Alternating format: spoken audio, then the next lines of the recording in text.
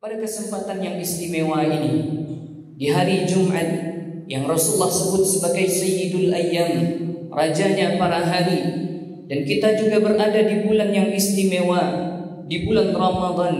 Pada kesempatan khutbah kali ini, kita akan bahas, kita akan kemukakan satu hadis Rasulullah SAW yang dipesankan kepada kita, sehingga kita ambil khutbah Jumat kita pada kesempatan kali ini dengan tema membentuk junnah di bulan suci Ramadan. Hadirin rahimani wa rahimakumullah.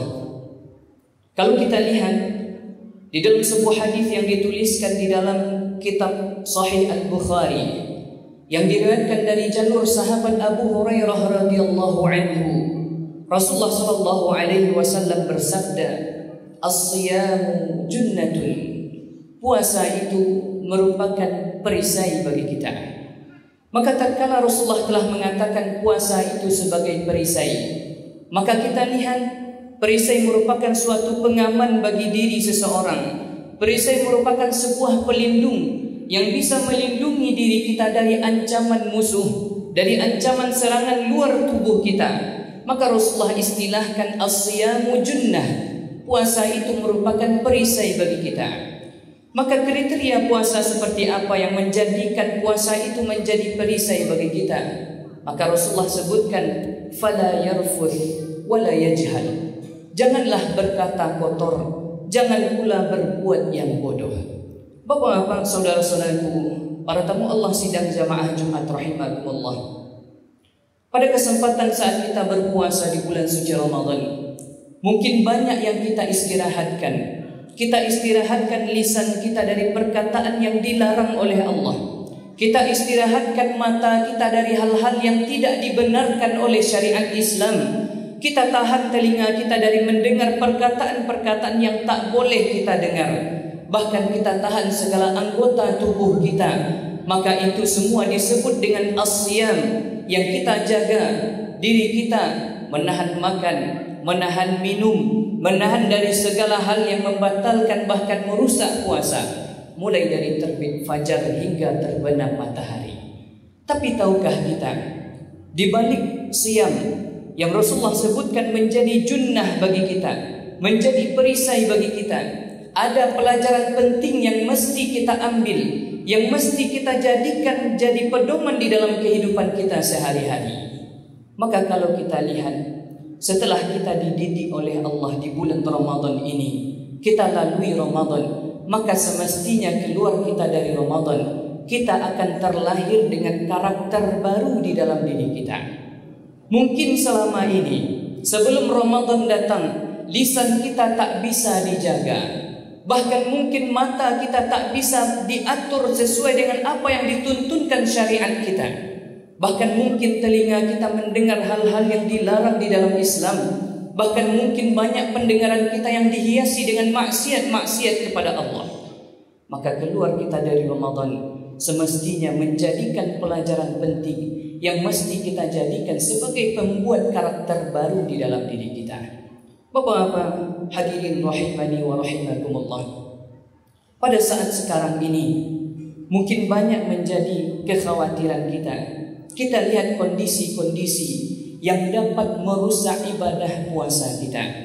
Karena jangan sampai, Rasulullah pernah sampaikan, rubba shaimin, banyak orang yang puasa, laisa lahu min siyamihi, tidak mendapatkan apa-apa dari puasanya, illa al-ju' wal atash, kecuali hanya dapat haus dan laparnya saja. Karena ketika puasa, masih ada di antara manusia, masih ada di antara kaum muslimin, dia masih berbohong, masih ada yang korupsi, masih ada yang berkata-kata kotor, bahkan mungkin ada yang dihiasi puasanya dengan bermaksiat kepada Allah Subhanahu wa ta'ala.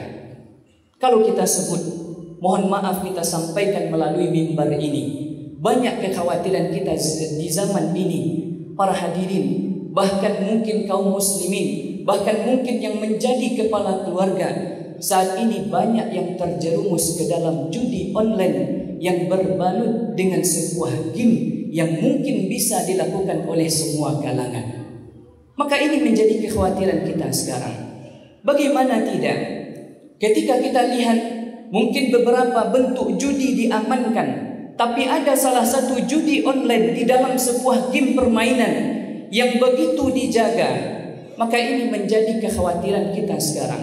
Maka kita katakan, semua orang yang ikut andil di dalam game tersebut, mulai dari yang menjual tiketnya, lalu yang ikut bermainnya, bahkan setelah itu mencairkan uangnya, maka kita khawatirkan uang yang dihasilkan dari semua bentuk judi tersebut adalah uang yang tidak berkah, yang tak akan Allah datangkan keselamatan, bahkan ketenangan terhadap hartanya tersebut. Para hadirin rahimani wa rahimakumullah, kenapa ini perlu kita sampaikan? Karena banyak saat ini bukan hanya orang-orang dewasa yang menjadi korbannya, bahkan sudah terjerumus sampai ke anak-anak generasi penerus kita. Mereka sudah sibuk dengan dirinya masing-masing. Mereka kumpulkan uang belanjanya, mereka kumpulkan sedikit demi sedikit. Lalu ketika terkumpul, mereka belikan tiket untuk bermain judi online tersebut. Bahkan yang sangat kita khawatirkan, ada di antara kepala keluarga yang ikut bermain judi online tersebut, lalu setelah itu hasil dari judi online-nya diberikan kepada anak dan istrinya. Na'udzubillah summa na'udzubillah.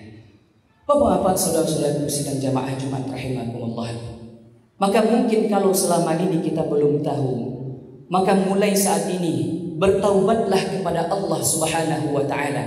Karena di saat Ramadan ini Allah buka peluang sebesar-besarnya kepada kita untuk bertaubat kepada Allah Subhanahu wa taala. Karena sudah banyak larangan-larangan yang disampaikan di dalam Al-Qur'an. Bahkan Rasulullah sallallahu alaihi wasallam tegaskan, memang nampaknya judi tersebut membahagiakan semata, tapi judi itu membahagiakan sebentar, sengsaranya pasti akan lama ke depannya. Banyak kita saksikan kesaksian-kesaksian dari orang-orang yang sudah kembali dari praktek judi tersebut. Setelah dia melakukan praktek judi, dia menyesal, dia merasakan bahwasanya judi tak pernah memberikan kebahagiaan kepadanya, malah memberikan kesengsaraan. Kalaupun ada kebahagiaan hari ini, maka yakinlah kebahagiaan melalui judi itu kebahagiaan yang sebentar saja. Maka lihatlah setelah ini, pasti Allah akan berikan kesengsaraan kepada orang-orang yang membuat berlaku judi tersebut. Hadirin rahimani wa rahimakumullah, maka bagaimana mungkin puasa akan menjadi junnah bagi kita, puasa akan menjadi benteng bagi kita, sedangkan di hari-hari di saat kita berpuasa di bulan Ramadan, di siang hari Ramadan, setelah itu kita hiasi dengan menghidupkan malam di bulan suci Ramadan, tapi terkadang masih kita hiasi dengan maksiat kepada Allah Subhanahu wa taala. Maka kita bermohon kepada Allah pada kesempatan Ramadan kali ini, ketika Allah telah datangkan Ramadan kepada kita, pertanda Allah masih sayang kepada kita, Allah masih berikan kesempatan kita bertaubat kepada Allah. Maka kalau hari ini masih banyak di antara kita yang melakukan praktek-praktek maksiat kepada Allah, maka sadarlah bahwa sesungguhnya hari esok kita belum tentu ada lagi di dunia ini. Karena belum tentu 1 jam lagi kita masih hidup, belum tentu sehari lagi kita masih akan hidup, belum tentu Ramadan yang akan datang kita masih akan dapatkan Ramadan. Maka jangan sampai kita lewatkan hari-hari kita dengan membuang dengan hal-hal yang sia-sia. Kita dihadirkan di Ramadan kali ini agar kita kembali bisa menghapus dosa-dosa kita yang telah berlalu, agar kita benar-benar menjadi hamba-hamba Allah yang bertakwa.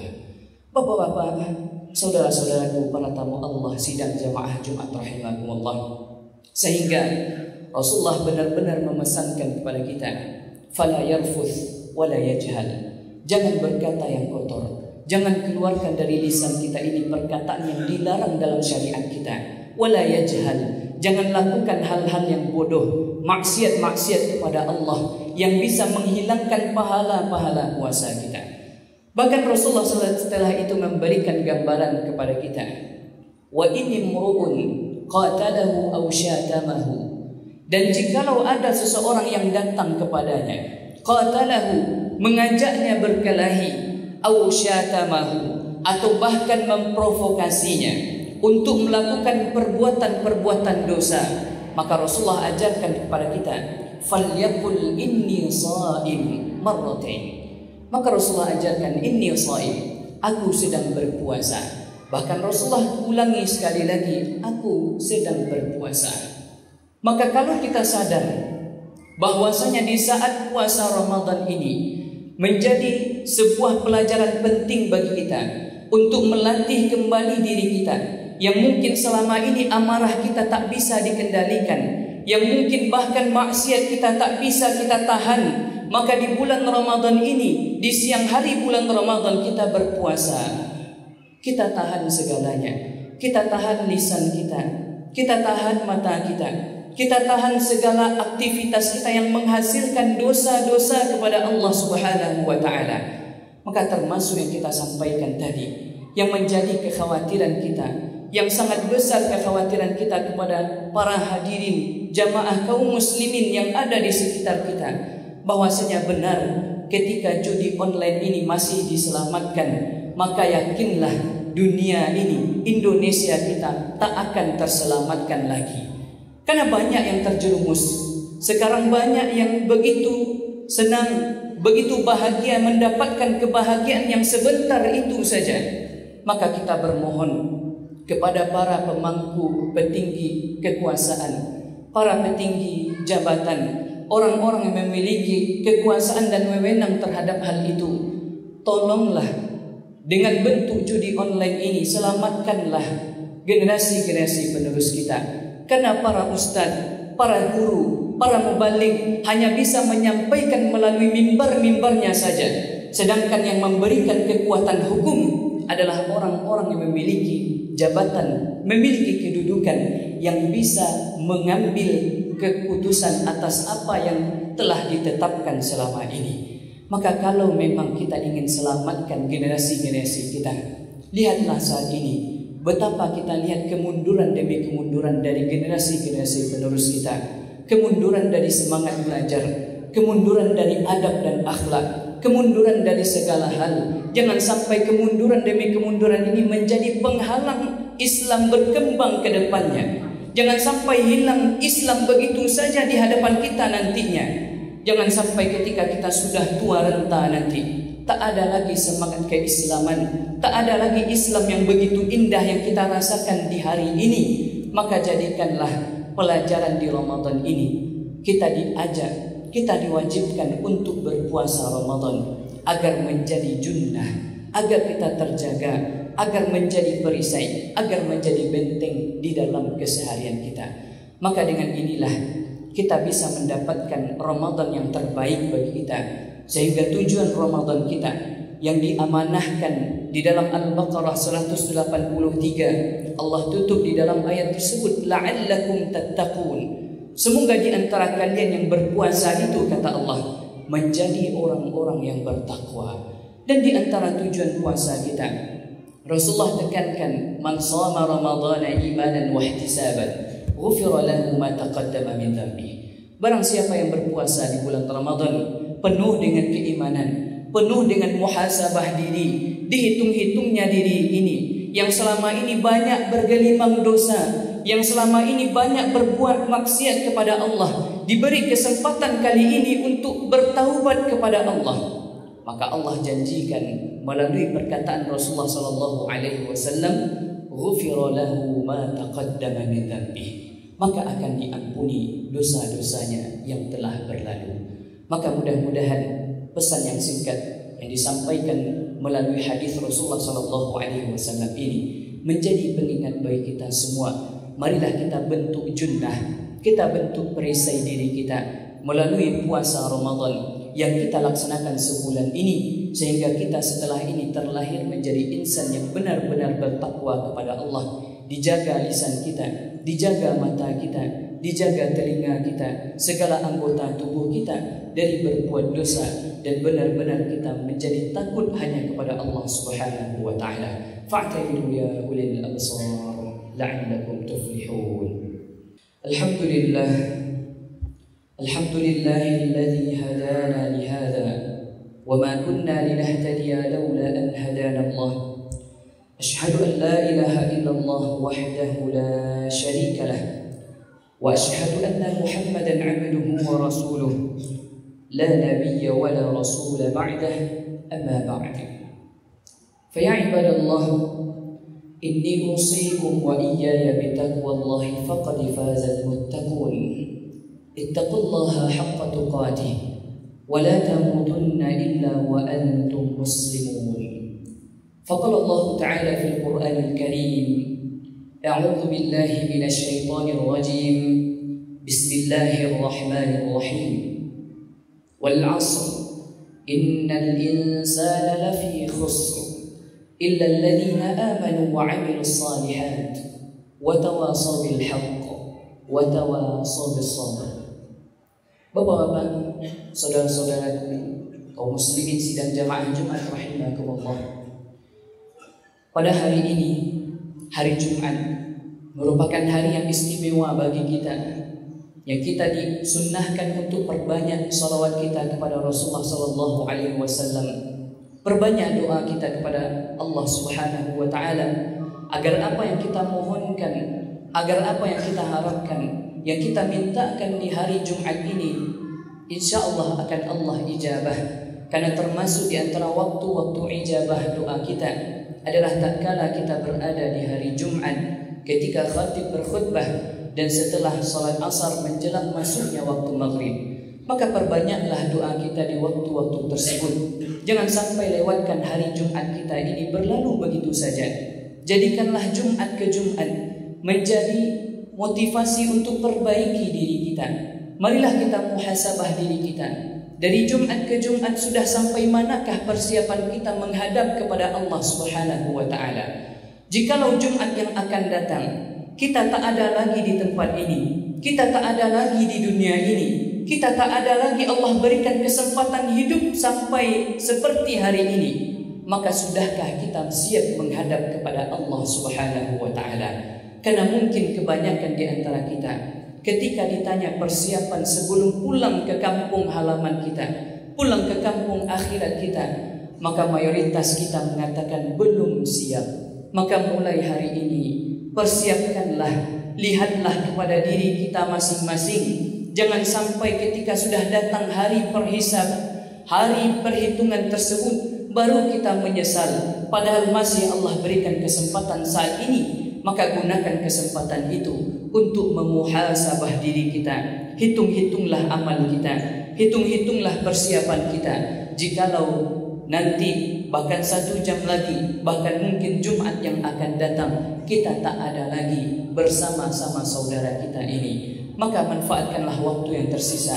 Karena waktu ini sangatlah singkat. Digambarkan 1 hari di akhirat bagaikan 1000 tahun di dunia. Maka kalau kita bagi usia rata-rata manusia 60 tahun, maka bagaikan kehidupan kita hanya 1,5 jam kehidupan akhirat saja.